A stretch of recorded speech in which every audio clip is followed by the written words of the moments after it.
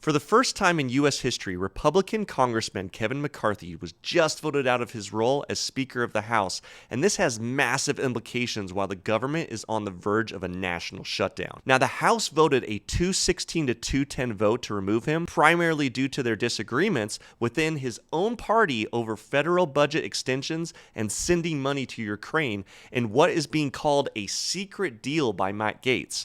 Now, McCarthy had agreed to a funding bill that would extend government funding through November 17th, but it didn't include financial aid to Ukraine or border security measures, which led to his downfall. This internal strife within the government could have major or broader implications, including potential impacts on the country's budget, credit ratings, and financial market. It's also important to note that this is going on while Goldman Sachs previously predicted a 90% likelihood of a government shutdown. So this probably is the nail in the coffin if you work for the government and you're still hoping for that paycheck. But let's hear from Matt Gaetz, the Republican congressman from Florida, who was also the major player in making this push to oust McCarthy. And in particular, let's consider some of the points made regarding his concerns for the economy and also for the dollar. To whose benefit? People have called you a narcissist. People say that it's to your benefit alone. Is it to the benefit of you and to Donald Trump? It's the benefit of this country that we have a better Speaker of the House than Kevin McCarthy. Kevin McCarthy couldn't keep his word. He made an agreement in January regarding the way Washington would work, and he violated that agreement. We are $33 trillion in debt. We are facing $2.2 trillion annual deficits. We face a de-dollarization globally that will crush Americans, working-class Americans.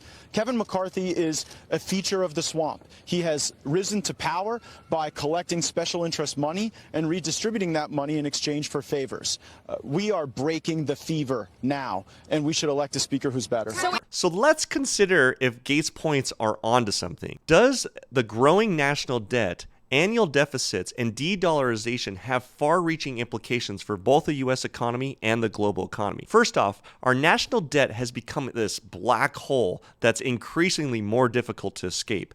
As a nation, we have normalized multi-trillion-dollar annual deficit, contributing to a debt to GDP ratio dangerously close to 30%, and a level at which most countries historically begin to default. This is where we use tactical hyperinflation, where the Fed intentionally allows inflation rates to soar over a short period.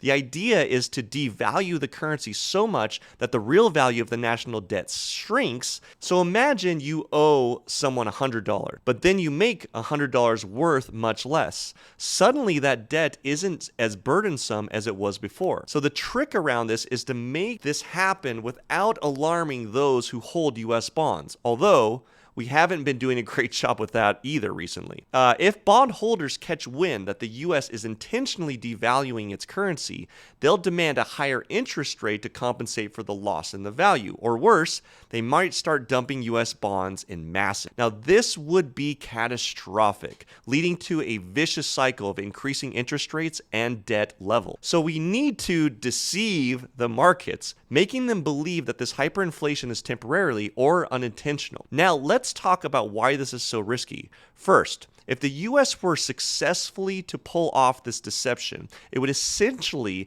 be defaulting on its debt. This soft default would severely damage the country's creditworthiness. Future borrowing would become much more expensive, if not impossible, and second, the US dollar status as the world's reserve currency would be jeopardized. Countries hold US dollars and bonds because they're seen as a stable source of value. If this stability is undermined, the global financial system could start to look for alternatives, further accelerating the de-dollarization trend. And lastly, let's not forget the impact on everyday people. Hyperinflation would wreak havoc on savings and salaries.